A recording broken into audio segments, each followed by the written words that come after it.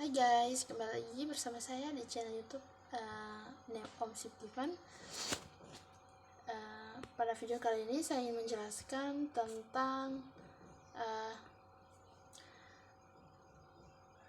hasil jawaban ujian akhir semester saya pada mata kuliah Sosiologi Organisasi yang diberikan oleh dosen penguji saya.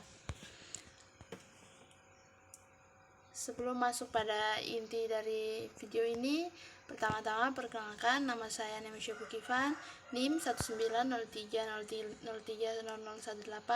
kelas A semester 6, program studi Sosiologi, Fakultas Ilmu Sosial dan Ilmu Politik, Universitas Nusa Cendana Kupang. Sebelum lanjut, jangan lupa like, comment, subscribe, dan juga share kemanapun teman-teman suka. Yang pertama, birokrasi. Birokrasi adalah istilah yang mengacu pada organisasi yang kompleks dengan sistem dan proses berlapis-lapis. Sistem dan prosedur ini dirancang untuk menjaga keseragaman dan kontrol dalam suatu organisasi.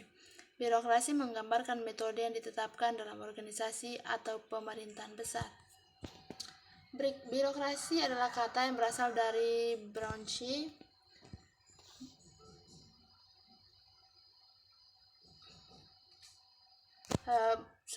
Birokrasi adalah kata yang berasal dari bureaucracy atau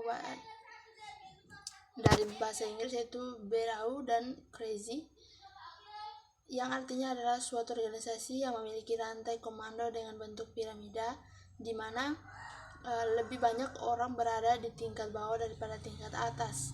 Sistem organisasi ini bisa ditemui pada instansi yang bersifat administratif maupun militer. Organisasi yang menerapkan sistem birokrasi biasanya memiliki prosedur dan aturan yang ketat. Hal ini berdampak dalam proses operasionalnya yang cenderung kurang fleksibel dan kurang efisien. Meskipun muncul anggapan yang menyebutkan bahwa birokrasi identik dengan inefisiensi, pemborosan, dan kemalasan, faktanya sistem birokrasi masih diperlukan agar proses operasional berjalan sesuai dengan aturan. Yang berikutnya adalah 7 tipe ideal birokrasi menurut Max Weber. Yang pertama adalah individu pejabat secara personal bebas. Yang kedua, pejabat-pejabat itu disusun dalam tingkatan hierarki dari atas ke bawah dan ke samping. Yang ketiga, tugas dan fungsi masing-masing pejabat dalam hierarki itu secara spesifik berbeda satu sama lainnya. Yang keempat, setiap pejabat mempunyai kontrak jabatan yang harus dijalankan. Yang kelima, setiap pejabat diseleksi atas dasar kualifikasi profesionalitasnya. Yang keenam, setiap pejabat mempunyai gaji termasuk hak untuk menerima pensiun sesuai dengan tingkatan hierarki jabatan yang disandangnya. Dan yang ketujuh, terdapat struktur pengembangan karir yang jelas dan promosi berdasarkan senioritas dan merit sesuai dengan pertimbangan yang objektif. Kelebihan dan kelemahan sistem birokrasi. Kelebihannya itu yang pertama, terdapat aturan-aturan serta prosedural dalam organisasi. Yang kedua, mempunyai spesialisasi pekerjaan yang jelas. Dan yang ketiga, adanya hierarki otoritas yang formal. Dan kelemahannya adalah hierarki otoritas yang formal malahan cenderung kaku. Dan yang kedua, aturan dan kontrol yang terlalu rinci menyebabkan impersonality atau meluapkan unsur-unsur kemanusiaan. Faktor penyebab munculnya patologi birokrasi yaitu kekurangan administrator yang cakap, besarnya jumlah aparat birokrasi, luasnya tugas pemerintahan, anasir tradisional atau nepotisme patrimonial hierarkis, dan yang keempat, sentralisasi dan besarnya kekuasaan birokrasi. Patologi yang timbul karena tindakan para anggota birokrasi yang melanggar norma-norma hukum dan peraturan perundang-undangan yang berlaku, seperti mengemukakan biaya, menerima sogokan, ketidakjujuran, korupsi, tindakan kriminal, penipuan, kleptokrasi, kontrak fiktif, sabotase, tata buku tidak benar, dan pencurian.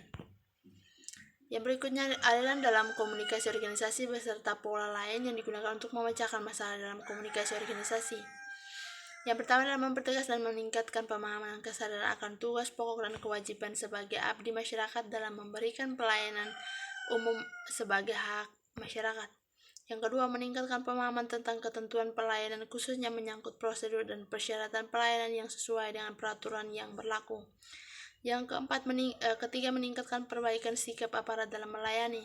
Dan yang keempat, melengkapi fasilitas sarana dan prasarana layanan, di mana kualitas layanan ditentukan oleh kenyamanan yang dirasakan oleh penerima layanan.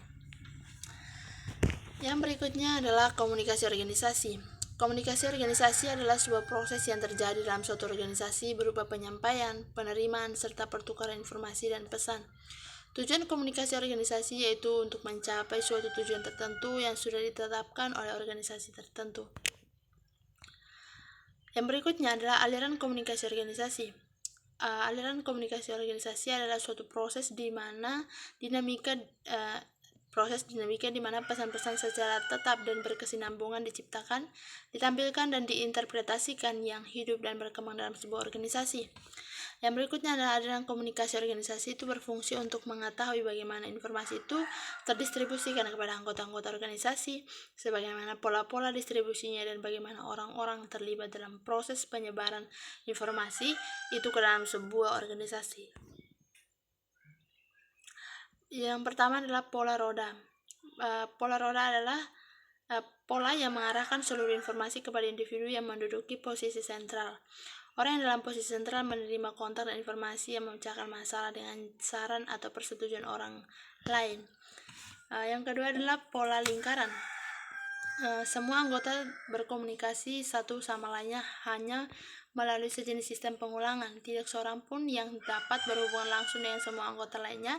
Demikian pula tidak ada anggota yang memiliki akses langsung terhadap seluruh informasi yang diperlukan untuk memecahkan masalah. Berikutnya adalah organisasi menurut Gutzko. Yang pertama adalah serentak, yaitu proses penyebaran informasi atau pesan yang disampaikan secara bersamaan dalam suatu waktu dengan objek sasaran yang banyak atau lebih dari satu orang, bukan proses diadik. Yang kedua adalah berurutan, yaitu proses penyebaran informasi atau pesan secara diadik merupakan bentuk komunikasi yang utama. Dengan pola siapa berbicara kepada siapa. Informasi yang disampaikan secara berurutan dari satu orang ke satu orang secara tidak bersamaan. Yang ketiga adalah serentak berurutan, yaitu kombinasi kedua pola aliran yang telah disebutkan sebelumnya. Hubungan antara kekuasaan dan wewenang yaitu menurut ilmu sosiologi, kekuasaan dan wewenang adalah gejala kemasyarakatan yang memiliki sifat yang umum, di mana pada kehidupan masyarakat gejala ini akan selalu timbul pada setiap aktivitas manusia.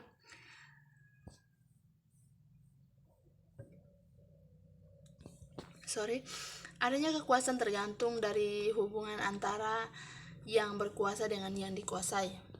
Akibat seorang pemimpin terlalu lama memegang kekuasaan akan menjadi diktator. Pemimpin yang terlalu lama berkuasa biasanya kehilangan inisiatif, tidak memiliki pemikiran yang segar karena jenuh dan menganggap tugas rutin semata. Kadang-kadang rakyat juga bisa bosan kalau pemimpinnya tidak diganti-ganti dan berkuasa dalam waktu yang lama. Yang berikutnya yang terakhir adalah macam-macam wewenang yang dikemukakan oleh Max Weber. Yang pertama wewenang karismatik.